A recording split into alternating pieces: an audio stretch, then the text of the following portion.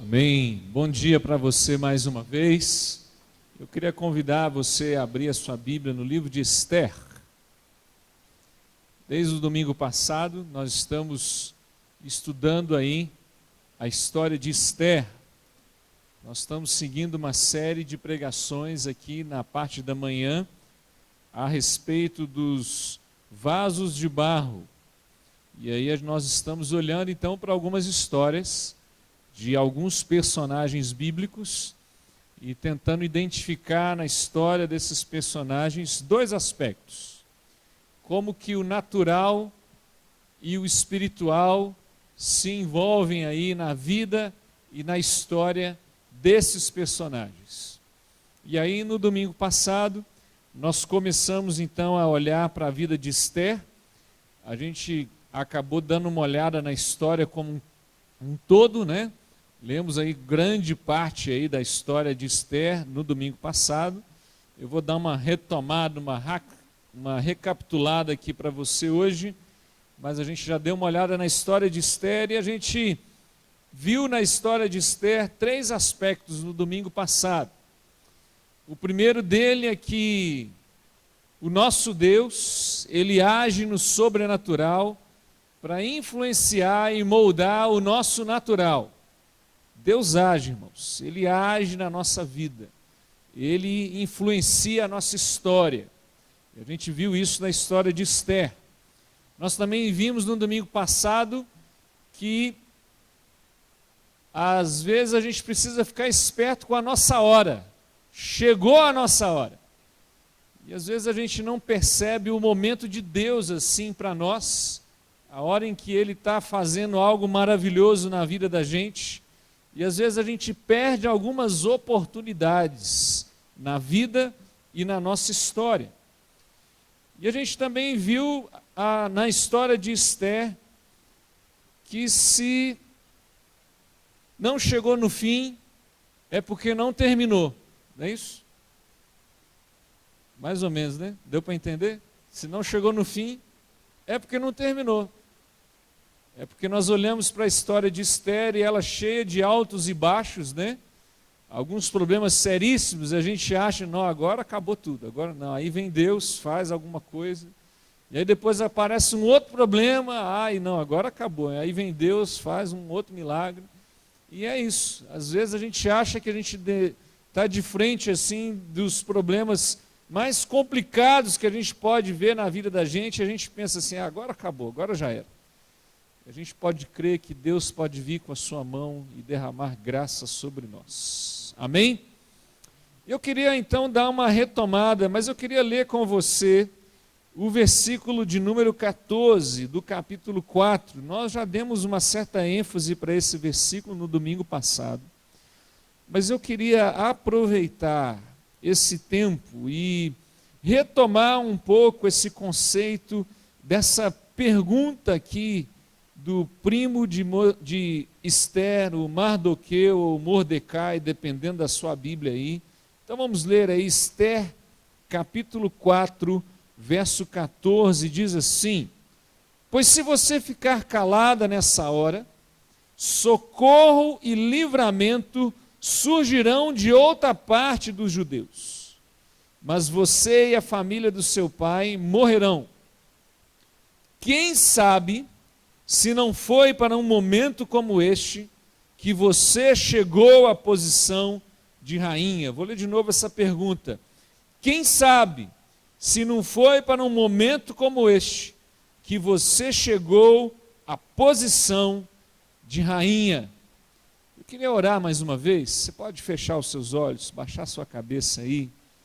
Eu queria que você pedisse a Deus para que Ele tenha misericórdia de nós nessa manhã, e que por meio dessa pergunta aqui, Ele possa mover o nosso coração na direção dEle nessa manhã, em nome de Jesus. Pai, nós estamos diante da Tua palavra mais uma vez, e o que nós pedimos, ó Deus, é que o Espírito Santo venha fazer com que essas palavras, esse texto, essa mensagem possa cair no nosso coração, e ela possa transformar a nossa história, a nossa vida.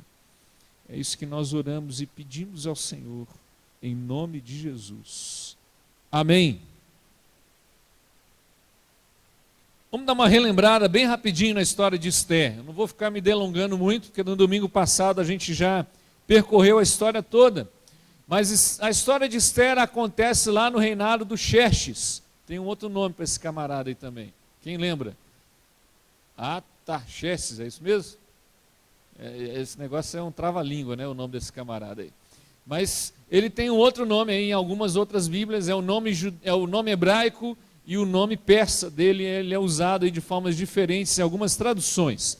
Então é um reinado da Pérsia naquele momento. O mundo vivia essa sequência aí dos grandes reinados, né? Como o reinado do Egito, da Babilônia, aí tem o reinado da Pérsia, depois vem o reinado dos romanos. Então ali naquele momento eles estavam sendo dominados pelos persas e tinha esse rei, e esse rei tinha uma rainha. Quem lembra o nome da rainha? Vasti, muito bem. E aí esse rei resolve fazer uma festa, mostrar o quanto ele era poderoso, grandioso, e ele fica lá 180 dias mostrando a sua riqueza, fazendo festa e um monte de coisa. E aí um belo dia lá, depois que já tinha tomado umas e outras, ele resolve chamar a rainha dele para a rainha dançar lá na frente assim, se apresentar para os outros, né? Ele quer apresentar a mulher dele como um troféu. Só que a rainha resolve, não vou lá não, esse cara está achando o quê? Ele vai me apresentar assim para os outros, assim, não vou não quis ir.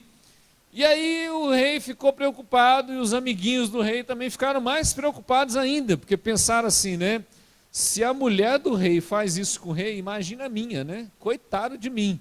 Então, vão conversar com o rei aí, ô rei, você precisa dar um castigo exemplar para essa mulher aí, porque se essa mulher, a rainha, está fazendo isso com o rei, é a mulher dos homens, então, aí que nós vamos virar gato e sapato mesmo da mulherada aí. Eles achavam que eles mandavam alguma coisa, né? Não aprenderam até hoje, e aí resolveram dar um castigo na rainha, e eles então destituem a rainha, faz um processo de impeachment lá, faz uma votação e tal, tira a rainha, tira a coroa da rainha. Só que aí o rei um dia fica meio triste, meio assim, né, pensativo, aí ele lembra da rainha, fica com saudade dela. Aí o pessoal chega, ô rei, faz o seguinte, vamos fazer aí um concurso Miss Persa, e aí você vai encontrar aí a mulher mais bonita que tem no reino, e aí você faz ela virar rainha. Pronto, resolveu o problema. Naquela época, então, o Mordecai, ou Mardoqueu, né, o primo de Esther, cuidava de Esther. Esther era órfã, ela não tinha os pais e ela foi criada por esse primo dela.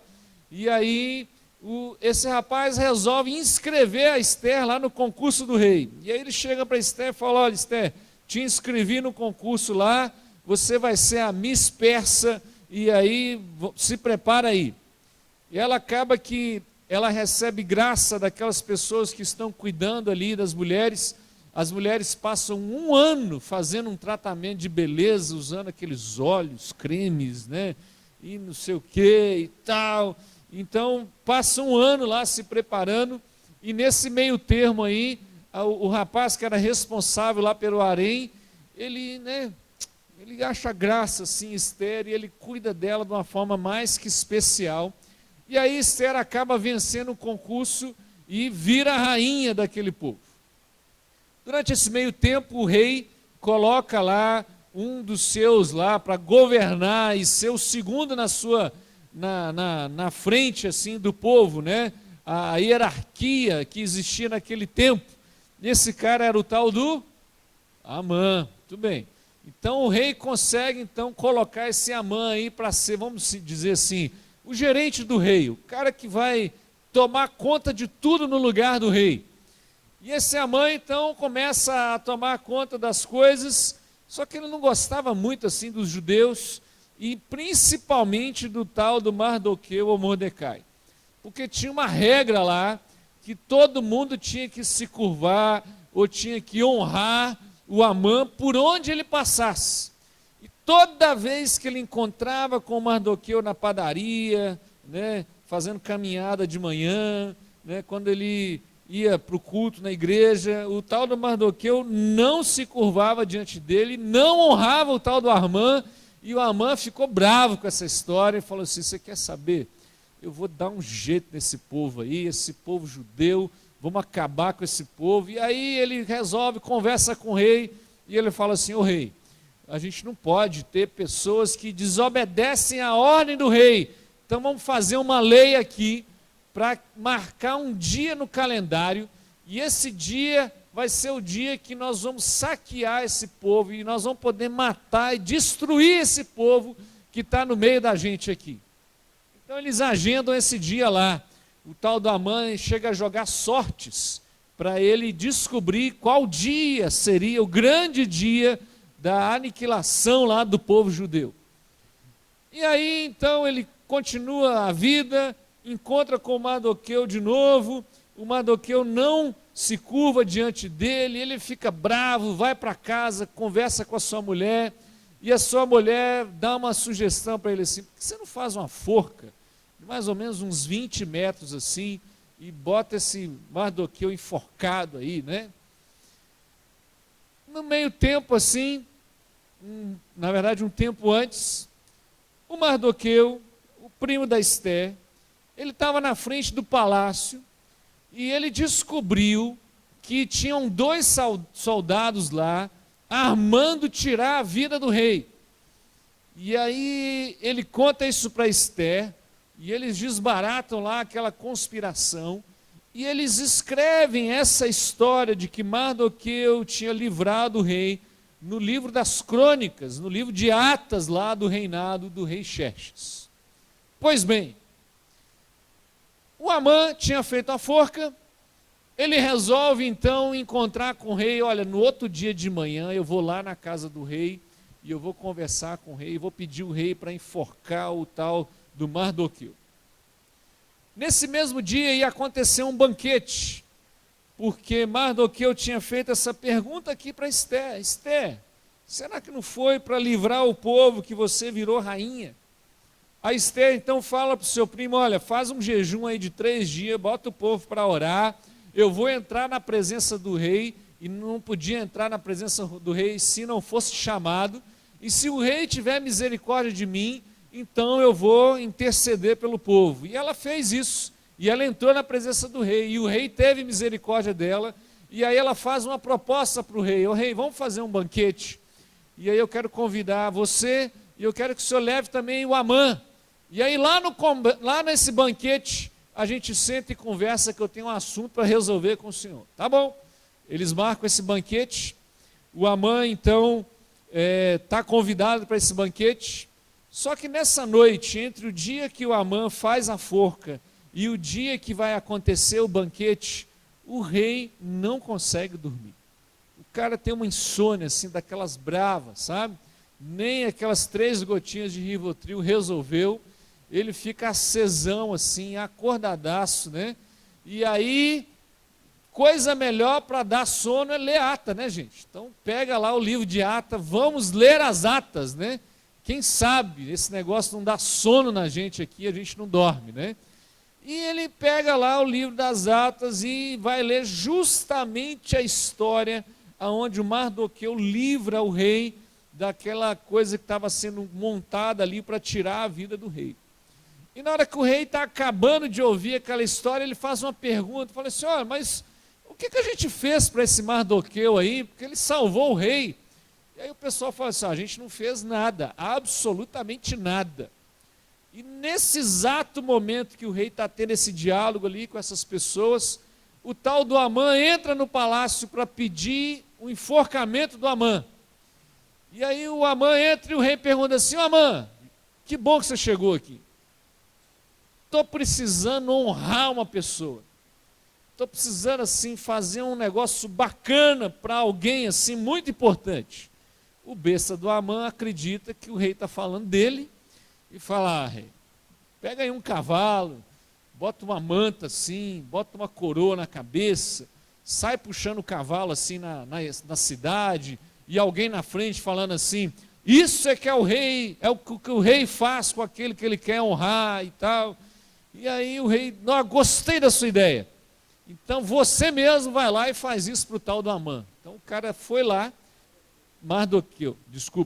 O Amã foi lá para pedir para enforcar o Mardoqueu e acabou saindo de lá com o Mardoqueu sentado num cavalo, com a coroa na cabeça, e ele mesmo falando: isso é que o rei faz com aquele que ele quer honrar. Só que não foi só isso, não para aí a novela.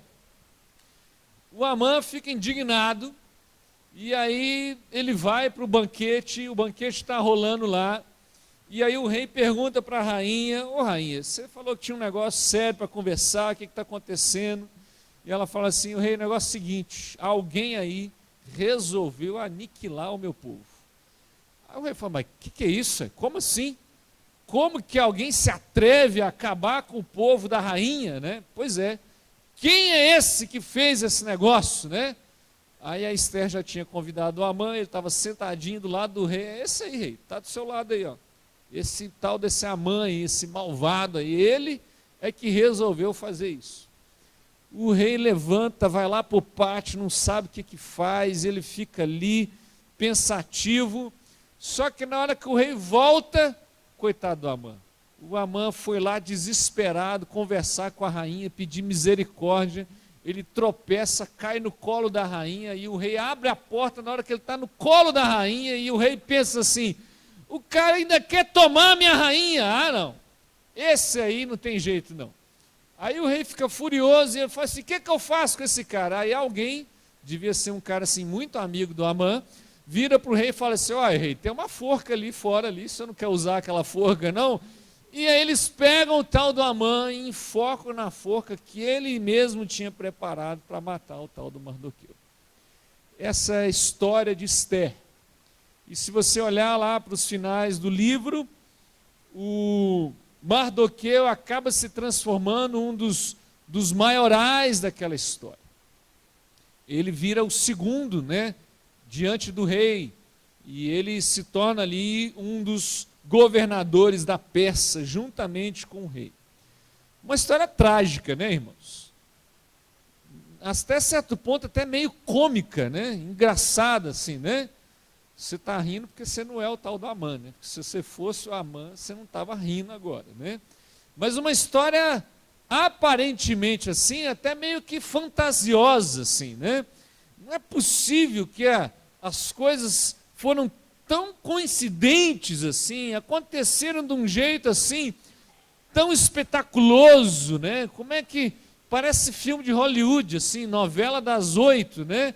Uma história assim, toda engajada, encaixada, né?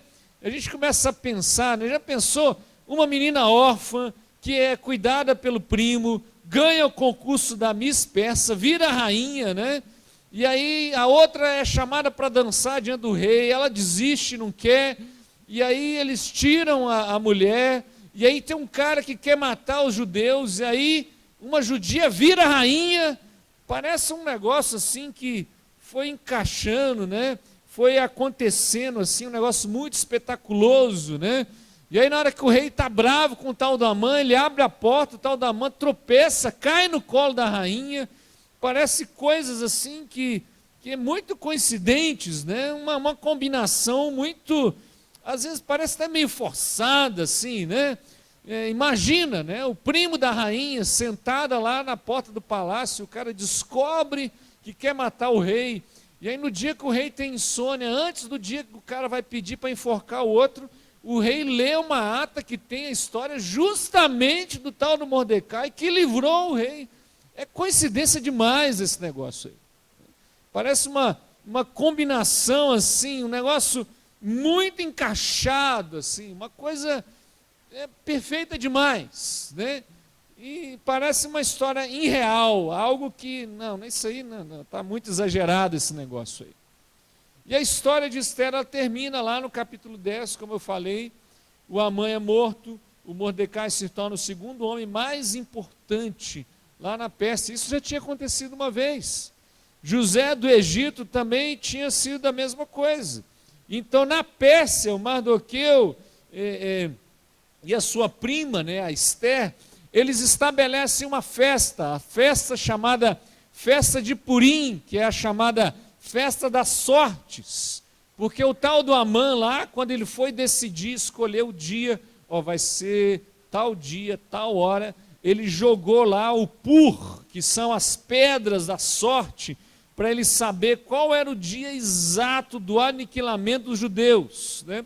Então os judeus pegaram aí esse evento das sortes, lançadas para o aniquilamento, extermínio dos judeus, e eles transformam esse pur aí na festa do Purim, para dizer que lançaram sorte para o nosso extermínio, mas Deus está acima de todas as sortes. Esse é o significado dessa festa, a festa do Purim.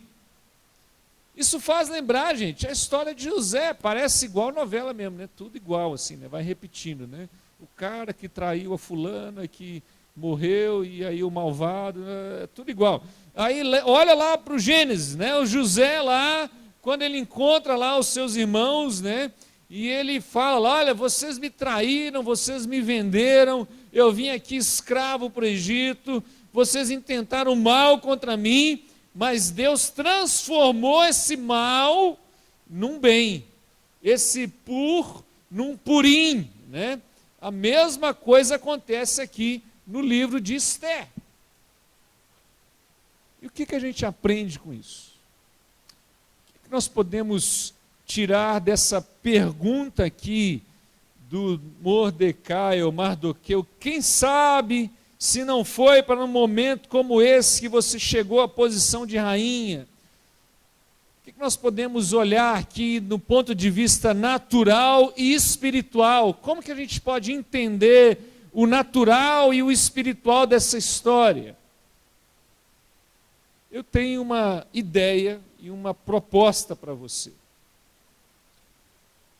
Que a partir desse versículo 14, a gente pudesse olhar e viver a nossa vida natural com um senso de oportunidade baseado no espiritual.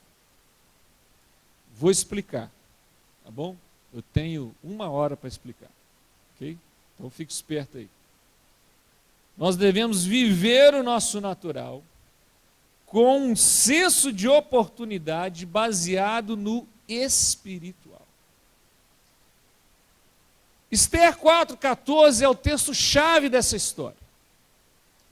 É o epicentro dessa história toda.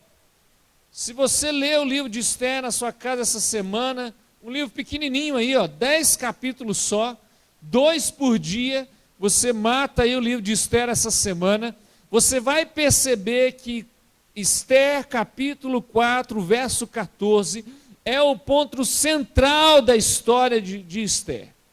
Não teria sido justamente para essa hora, para esse momento, para essa tarefa que você ocupa o lugar de rainha. O que Mardoqueu está querendo dizer para Esther aqui?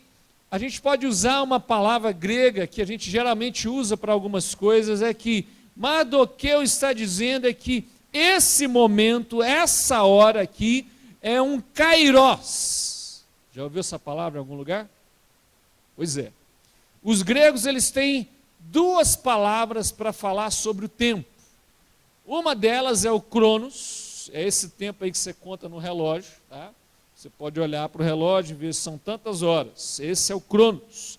Mas eles têm uma outra palavra que é o kairos, que é o que a gente pode dizer assim, é um tempo oportuno, é um momento especial, é uma hora assim que, né, as janelas de possibilidades assim estão abertas naquela hora. Um kairos, são períodos na vida da gente que a gente não conta no relógio, mas é um momento assim que a gente vive especial na vida da gente. E a gente tem alguns kairos na vida da gente, que a gente não consegue delimitar ou talvez contar com um tempo certo, uma hora, um momento. Eu poderia falar aqui, por exemplo, qual seria o kairos da adolescência, por exemplo. Você sabe quando que a adolescência começa e quando que ela termina? Tem alguns estudiosos que falam aí que a adolescência ela termina de forma definitiva, sim, aos 25 anos. Com certeza já não é adolescente mais. Não sei, viu? Eu conheço alguns aí que tem mais de 25 que eu acho que ainda são adolescentes, né? Mas o kairós da adolescência, como é que a gente conta? Como é que a gente percebe, né? A gente vê meninos aí de 10, 9 anos com pensamentos, raciocínios, diálogos, responsabilidades que o cara de 25 às vezes nem tem, né? Que momento que é esse? Um outro exemplo, o pessoal está gostando de casar, né, gente? Nós casamos uns 20 aí já, só esse mês. Mas a pergunta, qual é o kairós assim de recém-casado? É depois que volta da lua de mel, acabou o momento recém-casado, é 1 ano, 2, 5, né? A gente não consegue contar, né? E eu conheço gente aí que tem 50 anos de casado e parece que está recém-casado, né? A gente não consegue delimitar um momento assim, né? Perguntinha para as mulheres assim, qual seria o kairós do penteado novo? Quanto tempo o penteado novo dura? A gente também não consegue delimitar, né? Quando cai aquela chuva, quando está muito úmido, quando está muito seco, quando, né, o cabelo ficou oleoso, quando, não sei, né? Que hora que o cabelo deixou de ser novo ou está novo, né? A gente não... Bom, mas o kairós é isso. Um tempo que a gente não mede. A gente não consegue medir. É um tempo especialíssimo, um tempo assim, um kairós, o tempo da possibilidade, da oportunidade. É uma coisa assim, essa é a hora. E aí pega isso aí, não desperdice esse momento. Chegou a hora, é isso aí. Esse é o seu momento, né? É como se toda a sua história tivesse sido construída para esse momento, essa hora. E aí você não deixa essa oportunidade passar, não perca isso. Esse é o tempo de Deus para você. Por isso que a gente tem que ter esse senso de oportunidade numa visão espiritual e não numa visão natural. Porque muitas vezes a gente olha para o natural da gente, né, e a gente às vezes não percebe o kairós de Deus. Por isso que a gente tem que viver a naturalidade da nossa vida com uma expectativa, um senso de oportunidade naquilo que Deus pode fazer e não naquilo que eu posso fazer.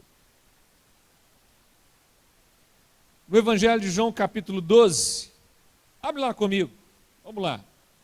João 12.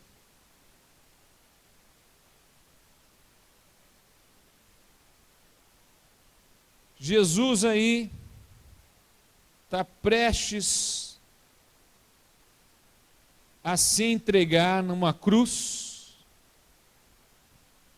Se você seguir a sequência aí do capítulo 12, olha. Jesus é ungido em Betânia. Depois Jesus tem a entrada triunfal. E aí no versículo 20, Jesus começa a falar sobre a sua morte. E ele começa a predizer ali a sua morte. Está chegando a hora. Está chegando a hora.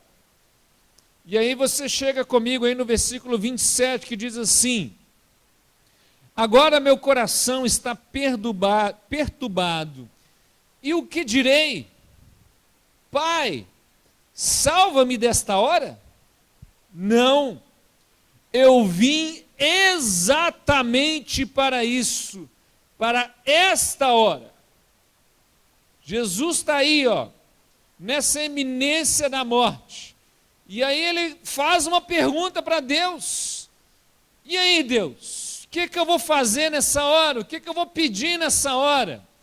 E ele mesmo responde, eu vou, porque foi exatamente para isso. Eu vim para essa hora, eu vim para esse momento. Parece que passa um filme assim na cabeça de Jesus. Eu fico imaginando assim, Jesus olhando lá para a criação, Jesus vendo ali a queda do homem, e aí Deus vem e dá uma promessa para aquela mulher: olha, vai vir um, né, que vai pisar a cabeça dessa serpente aí, e ele vai morder o calcanhar dele também.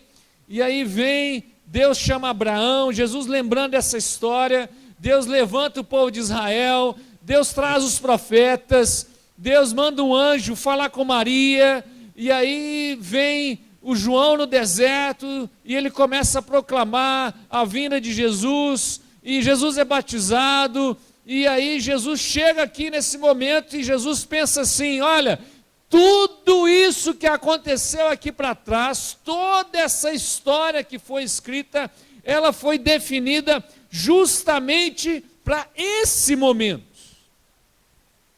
E aí o que eu faço agora? Eu vou fugir?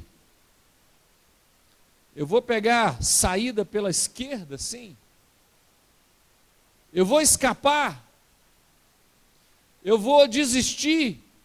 Eu vou me intimidar? Eu vou me acovardar? Eu vou fingir que eu não vi? Tá? Estou fingindo que eu não estou vendo essa cruz aí.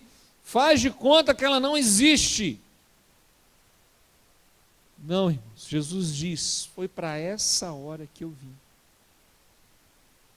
Então, por isso, eu encaro. A minha vida se explica toda em cima dessa cruz. E essa, irmãos, é uma realidade para todos nós. É uma realidade que está presente na vida da gente. Tem dias, irmãos, que a gente acorda, né?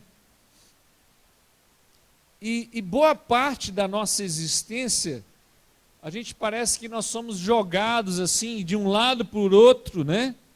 Pelas circunstâncias, pelas pessoas, pelas má notícias, pelas contingências, né?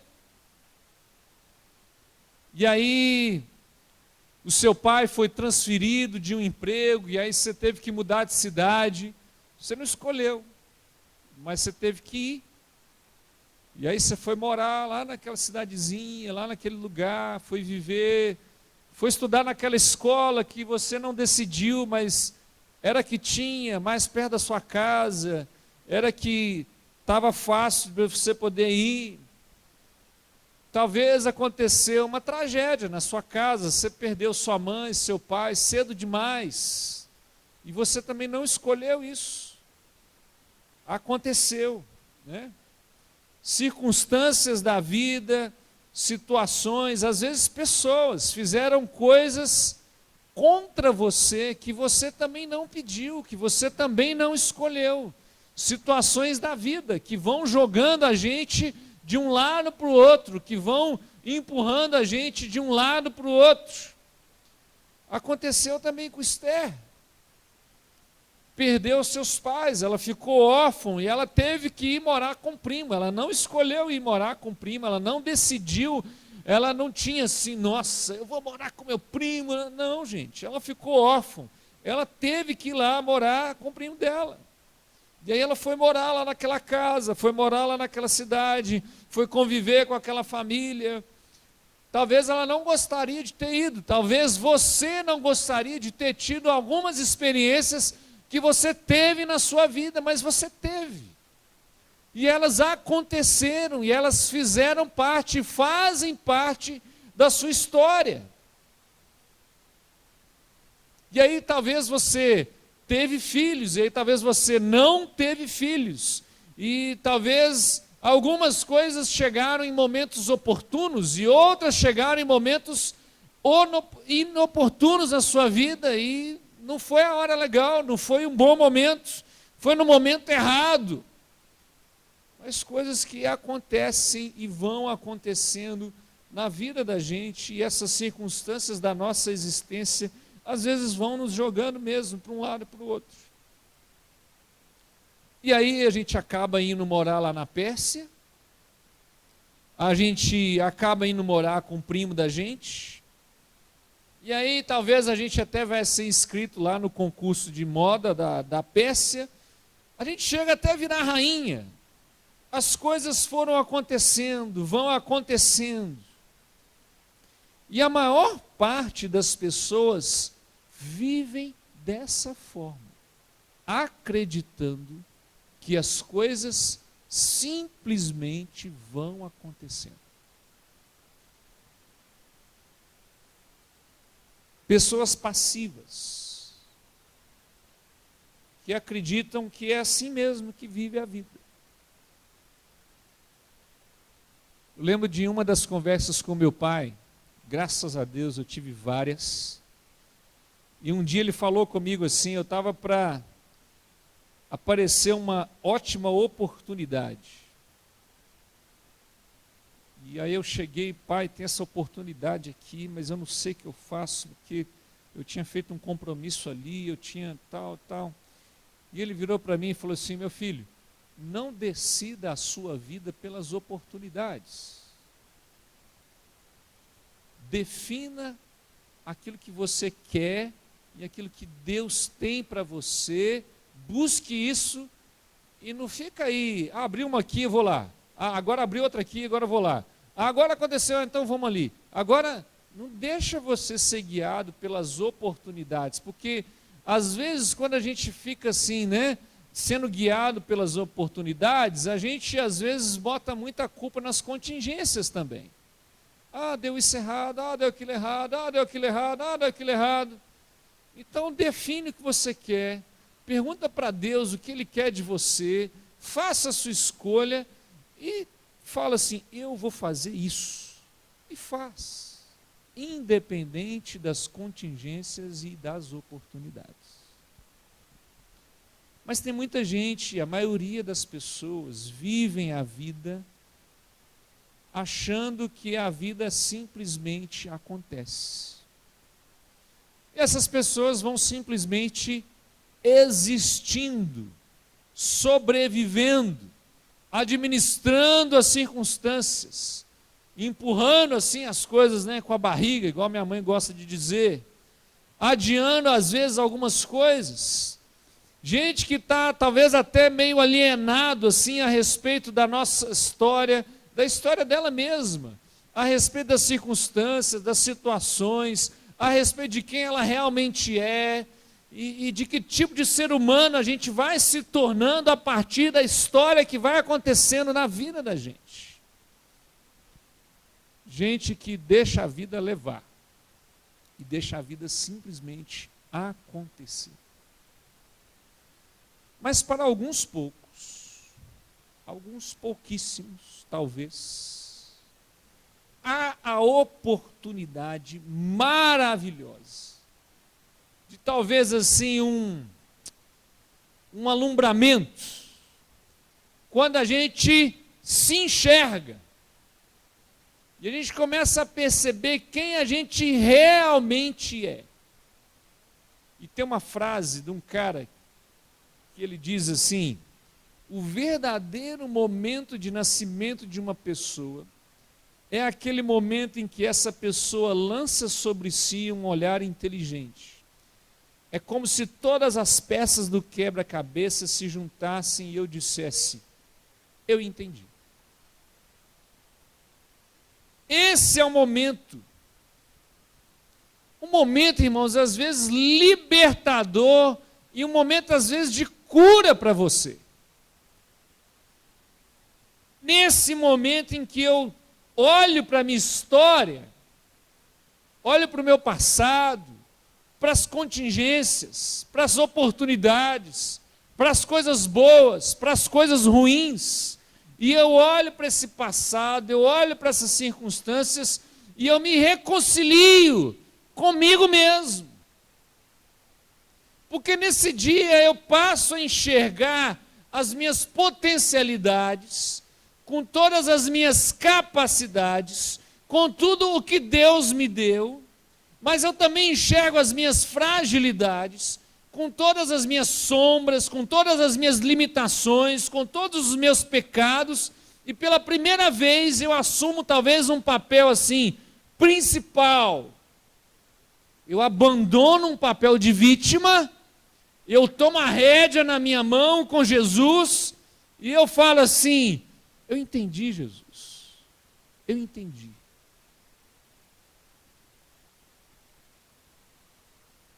Tem um outro moço, tal do Baden Powell, que fala assim, na boiada eu já fui boi, mas um dia eu me montei. E tem muita gente aí, irmãos, que está aí boi no meio da boiada, deixando a vida simplesmente acontecer, vivendo as oportunidades e os problemas como se a gente não tivesse condição nenhuma, expectativa nenhuma em relação a nada, e que as coisas vão simplesmente acontecer na vida da gente. Alguns poucos percebem essa oportunidade maravilhosa, esse alumbramento divino de se montar mesmo e segurar a rédea. Tem um outro moço que fala assim: não importa o que a vida fez de você, importa o que você fez com o que a vida fez de você. Presta atenção, irmãos. Olha essa história de Esther. O que aconteceu aqui na vida de Esther para ela chegar aqui aonde ela chegou e ouvir essa pergunta aqui do Mardoqueu? Quem sabe não foi para esse momento como esse que você chegou à posição de rainha? Tem muita gente que foca nesse momento, nessa hora. Nossa, Esther virou rainha. Pô, mas olha o que aconteceu na vida dela. Ela vivia numa terra que não era dela. O povo dela foi para aquele lugar porque eles foram tirados da onde eles viviam. Uma menina órfã de pai e mãe, cuidada pelo primo, num povo perseguido, porque alguns estudiosos dizem que quando ela participou daquele concurso e chegou a virar rainha, ela não pôde revelar quem ela verdadeiramente era. Por isso que o rei não sabia que a perseguição aos judeus era uma perseguição à rainha. Imagina que estilo de vida era esse que essa menina tinha. Se a gente trazer assim a psicologia, né? Quais os problemas, os traumas, as dificuldades, os constrangimentos? A gente não faz ideia. Mas olha para a história dessa mulher. E olha para tudo que aconteceu para ela chegar onde ela chegou. Será que você não percebe, Esther, que o quebra-cabeça está montando aí, ó? Será que você não percebe que foi para essa hora, para esse momento que você está aí? Eu acredito, irmãos, num Deus soberano. Isso para mim, eu não abro mão de forma alguma. Eu acredito que Deus tem o controle de todas as coisas. Mas uma vez uma pessoa chegou para mim e falou assim: olha, meu, mas você já percebeu que o livro de Esther não fala o nome de Deus hora nenhuma? É verdade. Não aparece o nome de Deus aqui em momento algum nessa história. Ah, então você não acha que as coisas aí não são fruto do acaso, né? Eu posso dizer que sim, mas também posso dizer que não. Ah, mas você não acha que seria um Deus muito estranho, esse Deus que fica definindo a vida das pessoas, né? Como se Deus ficasse lá de cima assim: vamos fazer o seguinte, vamos dar um desemprego para esse aqui, aquele ali a gente promove, dá mais dinheiro para ele, esse aqui, dá um câncer para esse aqui, isso, esse aqui você pode dar um câncer, aquele ali, vamos fazer ele mudar de cidade? Para ele ter bastante dificuldade com a filha, com os filhos e tal. Esse aqui não, esse aqui você pode deixar ele ficar aqui mesmo, dar um bom emprego, os filhos deles possam casar e tal. Difícil isso, né? Como é que a gente digere essa definição da soberania de Deus e a ação dele em nós? Aí um outro virou e falou assim: mas tem coisa que a gente passa que não dá para colocar a culpa nem em Deus e nem no diabo, né, gente? Cá para nós, né? Eu mesmo cavo o meu buraco às vezes. Não é verdade? E a gente toma umas decisões, faz umas escolhas, né? E aí, né, como é que é? Eu não posso negar, irmãos, que realmente existem situações, momentos, que às vezes são culpas nossas mesmo, às vezes o diabo está aí mesmo, rugindo ao redor, e às vezes Deus move mesmo, situações boas e ruins. Eu não posso olhar para uma história e botar um carimbo assim, não, isso aí foi Deus que definiu e Deus que decidiu. Creio que Ele é soberano e Ele sabe o que faz. Um dia lá no céu a gente vai perguntar para Ele, Deus, por esse negocinho aqui, por que, né? Por enquanto a gente não consegue saber direito, mas a gente pode crer, usar a nossa fé, exercitar a nossa espiritualidade e confiar nesse Deus que nós temos. E eu acredito que Deus tem um lugar e uma hora para todos nós. Existe um momento de Deus na vida da gente.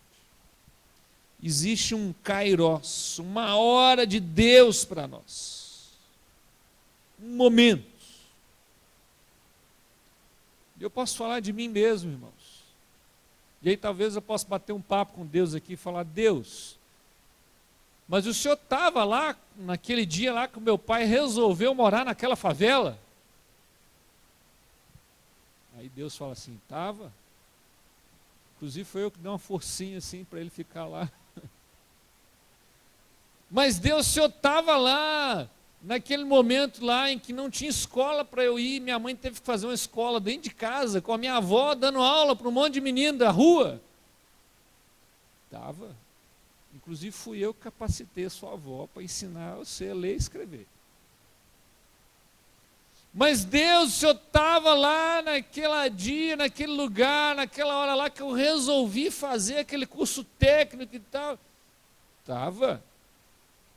E foi eu que capacitei você para fazer aquela prova, passar e a escola te aceitar. Mas Deus, o senhor estava lá naquela entrevista de emprego, quando eu estava ali, sem meio saber assim, o que fazer, o que responder, e mesmo sem ter todas as qualificações para estar ali fazendo o que aquele trabalho se propõe a fazer, aquele cara ainda me deu emprego. Estava, e você vê que é um milagre, né? Só eu mesmo para te dar aquele emprego. Estava. Mas eu também posso lembrar de outras histórias. Talvez você possa lembrar de outras histórias. Mas Deus, o Senhor estava lá naquele dia que eu fui humilhado por aquela pessoa, que eu fui constrangido por aquele momento, em que eu sofri aquela angústia, em que eu passei aquele aperto, e naquela hora que a coisa estava muito complicada, naquela hora que eu não aguentava mais viver, o Senhor estava lá, estava, e é por isso que você está aí até hoje, porque se eu não estivesse lá, talvez você não estaria aqui mais. Eu estava lá. Não é isso que a Bíblia diz? Eu posso fazer a minha cama lá no fundo, assim, do mais profundo do abismo. Deus está lá. Deus está lá. E aí eu posso fazer a pergunta para Deus assim, mas Deus, e aí? E agora? Por que o Senhor fez a minha história desse jeito? Por que o Senhor não botou eu para nascer lá no Canadá, de olho verde, com lourinho, para fazer uma faculdade legal, para ter um dinheirinho bacana do bolso, para falar inglês fluente, assim, sem gaguejar aqui na frente, e tal. Por que o Senhor fez eu nascer numa favelinha no Brasil, pobre, E aí, Deus? Por que o Senhor me trouxe até aqui? E um dia eu fiz umas perguntas dessa para Deus, eu não tive resposta. E eu acho que eu nunca vou ter. Mas eu tive claro assim, no meu coração, na minha mente, Deus falando assim, ô Lemuel, chegou sua hora, meu filho.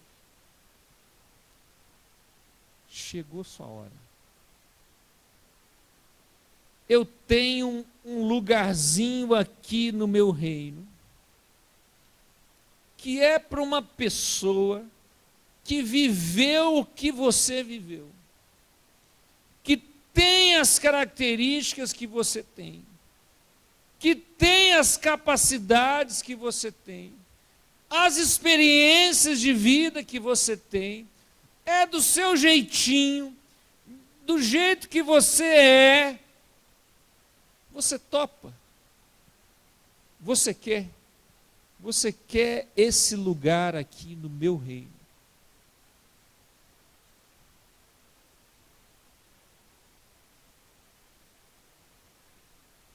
Aí eu tenho que dar uma resposta para Deus, né?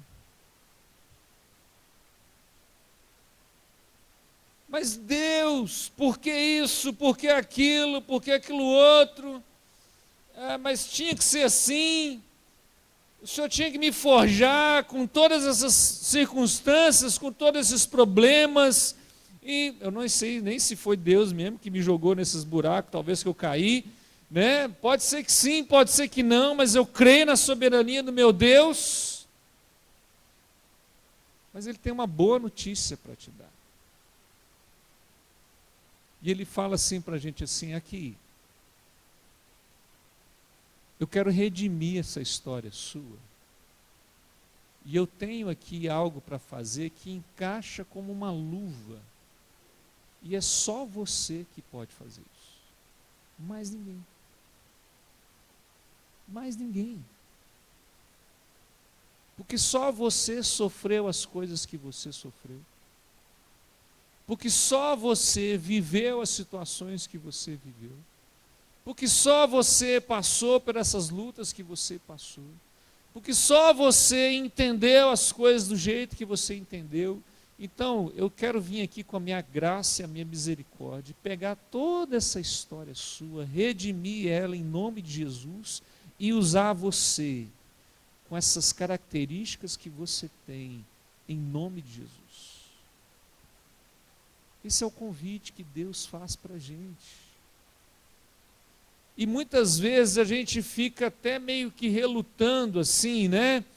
E às vezes a gente mesmo fica tentando naturalmente resolver essas questões. Por isso que eu disse no começo, nós precisamos ter um senso de oportunidade no espiritual. Porque, irmãos, muitas vezes quando a gente olha para a história da gente, não dá ânimo nenhum. Não tem vontade de fazer nada. A gente não percebe, não vê nada de especial. E a gente olha para frente, a gente começa a ver o tanto de situações que estão dispostas à nossa frente. E aí a gente fica assim, nossa, parece que vai ficar pior do que estava. Mas Deus, Ele fala isso. Dá um salto aí. Pula aqui nos meus braços. E a gente precisa perceber que a nossa vida ela não é tocada pelo acaso, pelas contingências, pela maldade dos outros, enfim. Como na história de Esther, Deus estava acima de todas as sortes, na nossa história Deus está acima de todos os acasos. Como diz aí o músico, o que nos protege não é o acaso. O que nos protege é o Senhor da nossa história. Ele sabe quantos fios de cabelo a gente tem. Tem alguns que são mais fáceis de saber quantos fios de cabelo a gente tem, né? Tem um ali atrás. Ali. Facinho de saber quantos fios de cabelo ele tem. Ele sabe quem a gente é. Ele sabe o nosso nome. Ele conhece, ele sabe. Conhece a minha mãe, minha avó, minha bisavó, sabe toda a minha história, sabe de onde eu vim, sabe as decisões que eu tomei, as escolhas que eu fiz, os problemas que eu enfrentei, Ele sabe tudo, Ele sabe tudo. E Ele diz isso para nós, eu posso e quero redimir a sua história. Cura para a nossa alma e para o nosso coração, a respeito de tudo que a gente já viveu. Ele quer tirar a gente do meio da boiada, Ele quer tirar a gente desse sono da alienação, dar a gente um insight assim extraordinário para você enxergar o seguinte, dizer assim, olha, há muita coisa boa na minha vida e eu quero colocar isso na mão de Deus para Ele usar para a glória dEle, e tem muita coisa ruim na minha vida que eu quero colocar na mão de Deus para Ele redimir para a glória dEle, E há muito mal na minha vida que eu quero colocar na mão de Deus, para Ele transformar em bem, para a glória dEle, em nome de Jesus. Um salto nas mãos de Deus.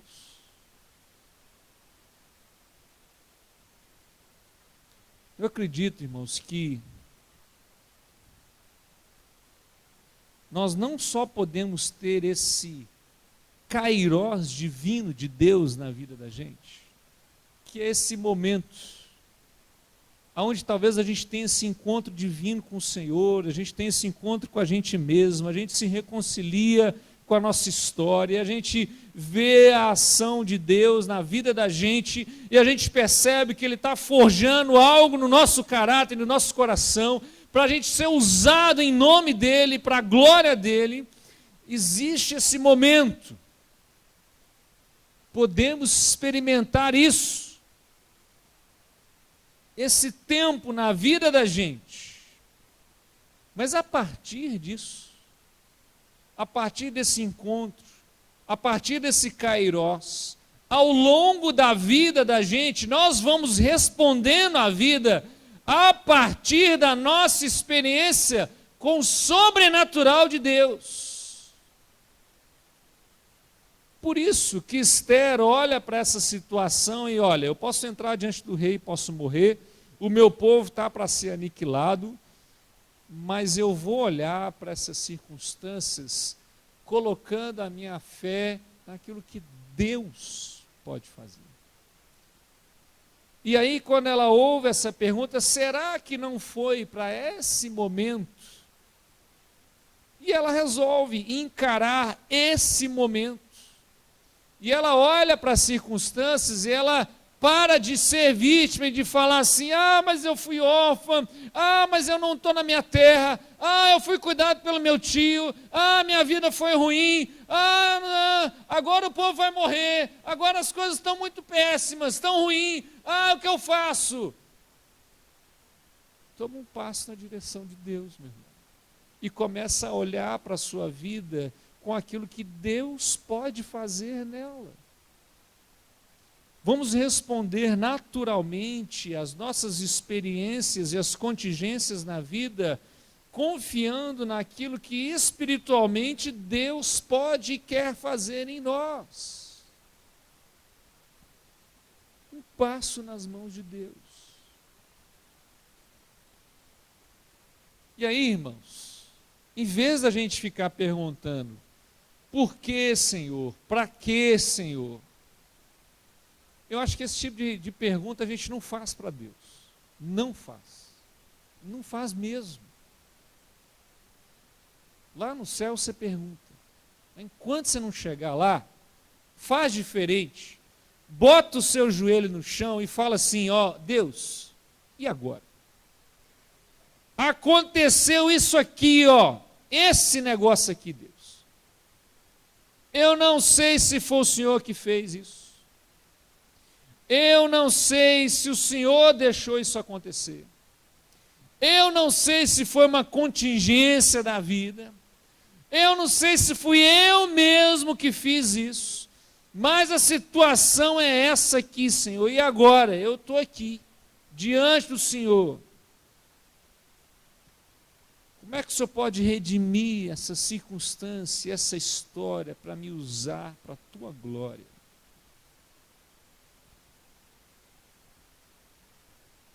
E agora, Senhor, o Mardoqueu faz a pergunta para Esther. Talvez se ele tivesse esticado o diálogo um pouquinho mais, mas ele diz isso, né? Ô Esther, olha para trás.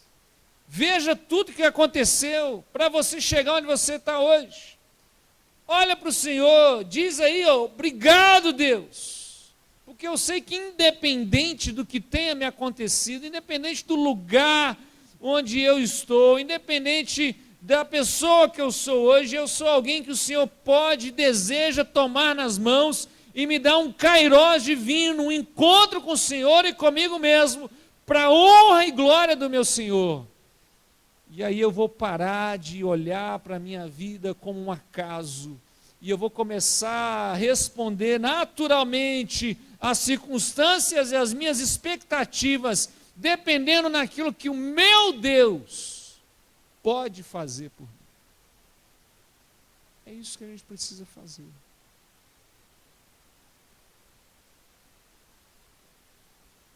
Eu queria orar com você agora.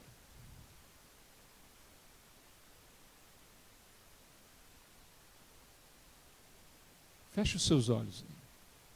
Baixa a sua cabeça.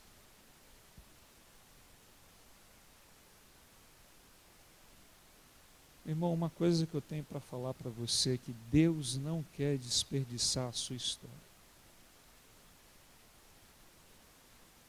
Tudo que você já viveu, a pessoa que você é, o homem que você é, a mulher que você é hoje. E talvez hoje, irmãos, é o seu momento. Se coloca na mão de Deus. Talvez você está numa circunstância aí complicada. Não foge, não. Olha para o teu Senhor. Creia. Tenha uma santa expectativa do sobrenatural de Deus sobre você.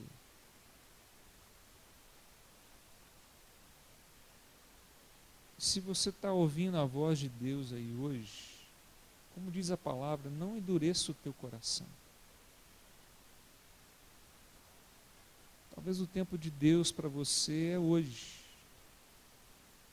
Para você se reconciliar com você mesmo, com a sua história, na condição que você está. Para Deus não importa como você chegou, onde você chegou. Mas uma coisa é certa, meu irmão, Ele não vai desperdiçar a sua história, a sua vida. Ela não acaba aqui. O melhor de Deus ainda está por vir em você. Então creia naquilo que Deus pode fazer e diz para Ele: Deus, eis-me aqui, a minha vida, faz a tua vontade. Deixa Deus pegar esse limão aí e fazer dele uma limonada. Deixa Deus pegar as suas tragédias, as suas dores, as suas angústias e transformá-la em sabedoria para ser cura na vida de alguém, em nome de Jesus.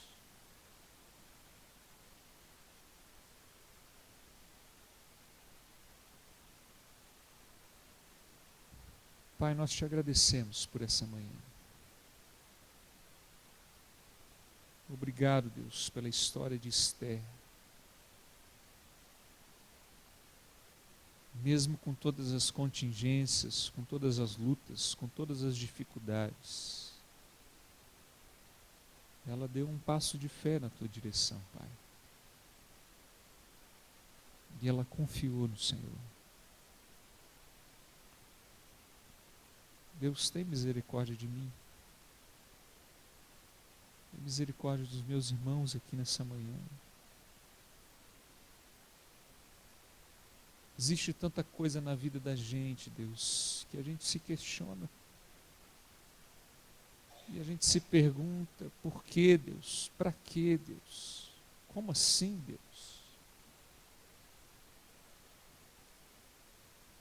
Mas, Senhor, nos deixa olhar para essas circunstâncias com os olhos da fé. E nos dá, Deus, uma esperança, uma expectativa de que o Senhor pode usar tudo isso de bom, de mal ou de ruim na nossa vida para nos forjar a sermos aquilo que o Senhor gostaria que nós pudéssemos ser. Para sermos um instrumento nas mãos do Senhor, para a honra e glória do Teu nome. Por isso, Pai, nós pedimos ao Senhor, traz um kairós sobre nós. Abra os nossos olhos. Nos ajuda a perceber, Deus, mais a Tua mão, do que as lutas, as dificuldades, os problemas. Nos ajuda, Pai. Nós somos tão pequenos, tão frágeis, tão pecadores, Senhor. Por isso eu clamo pela misericórdia do Senhor. Traz cura para a nossa alma, para a nossa história. E nos levanta, Deus. Ó Senhor, nos levanta, Pai. Nos levanta como homens e mulheres que vão ser usados poderosamente nas Tuas mãos. É isso que nós clamamos nessa manhã. Em nome de Jesus. E agora, irmãos, que o amor de Deus, que a graça de Jesus e a consolação do Espírito Santo de Deus possa trazer um kairós sobre você, meu irmão, em nome de Jesus. Você possa se reconciliar com a sua história e com você mesmo. E ser usado poderosamente nas mãos do Senhor, hoje e para todo sempre. Amém. Deus te abençoe. Bom domingo para você. Nos encontraremos aqui logo mais às 18 horas. Um abraço.